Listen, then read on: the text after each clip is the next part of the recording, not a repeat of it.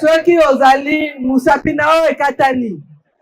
Est-ce que nous autres mobimbe koyoka pasi bien koyoka pasi te? Biso nyonso tout oza ba Congolais, bongo te. Ceux qui bandeko na biso ya Goma, ya Bukavu, ya Rutshuru, lelo bazomona pasi, est-ce que biso tokoko sepela? Avant de continuer, yango wana nasengi bino moment ya silence po tokanisa bandeko na biso oyo kuna bakufi oyo baza victime ya guerre oyo. Congolais telema eza na makambo ebele na sima oyo ya liboso tolobi boye. Jeune nyonso tu oyo ayebi kaza elenge oyo amoni kaza na makasi po eza obligation te, eza na base volontaire. Oyo amoni kaza na makasi okende kobunda alingi kosarole na armée eza wana bakonzi armée bazali mpona koaccueillir bango.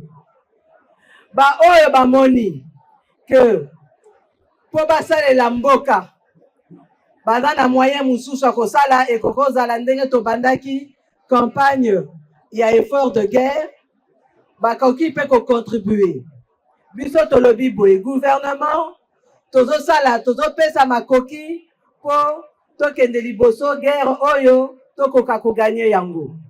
Na makoki oyo gouvernement tozopesa, non seulement c'est vrai eza koéquipe armée, eza équipé police, musala ezobanda mpo nango esi ebandaki tozocontinue, mais eloko mosusu ya motuya oyo mokonzi ya mboka asengaki alobi salaire ya bamilitaire, salaire ya bapolicier tozomultiplie yango par 2 ekobanda na mois de mars oyo.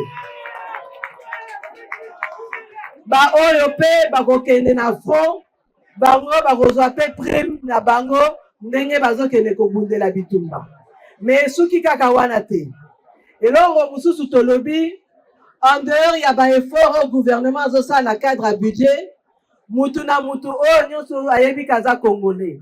Soki aza na makoki, akoki mpe kotia yaye mwa muke na caisse mpona effort de guerre ou bien mpona aide humanitaire.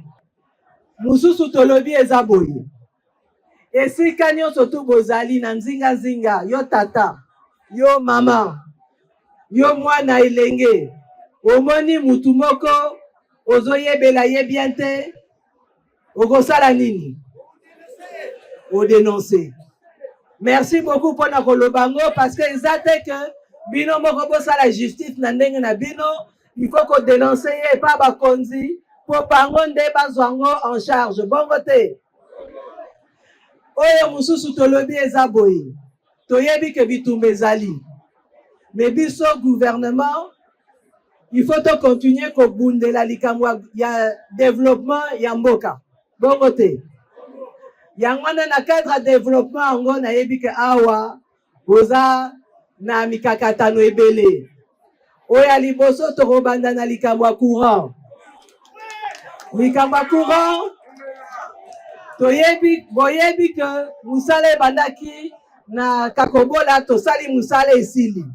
Siko etikali ba connecter Villa Kikwit, ba connecter Idiofa, ba connecter Ngungu plutôt. Ngai na pesi ba instruction. Pona Kikwit toza déjà prêt. Donc na lobby ba banda kosala misala ba connecter Kikwit. Donc na mikolekoya il faut bomona connexion à Kikwit. Soit qui est zate boroye bisangai ngai na kozala responsable. Bon côté. Mais pour connecter Kikwit et lobby te que tobosa ni ba misusu. Ngai en tant que chef à gouvernement na kotalela likambo yango po tobosa na Idiofa te, tobosa na Ngungu te. Parce que bino nyonso tout boza na droit ya ko bénéficier ya courant ya Kakobola. Bon côté. Likambo nzela na sina yoki. Normalement, son totali, ma province, surtout particulièrement la Grand Bandundu, à Ouatoza, province où il y a agriculture, n'est-ce pas? Mais, vous en avez besoin, Banzela, pour na kokokaso qui boloni, pour kokako évacuer, ma produit na bino. Bon côté. Alors, na ici, na yokanina, monsieur le maire, ngai moko nakende komona bato ebele balekaki mokonzi ya mboka ye moko alekaki abetelaka biso likambo yango mikolo nyonso to azoyeba gouvernement bozozela nini. Ngai moko lelo nakokende kotala mpo likambo ya koyoka likambo ya kotanga na rapport eza c'est une chose, mais likambo mpe oyo akokende kotala omona degré ya likambo yango eza eloko mosusu mpo ngai moko namona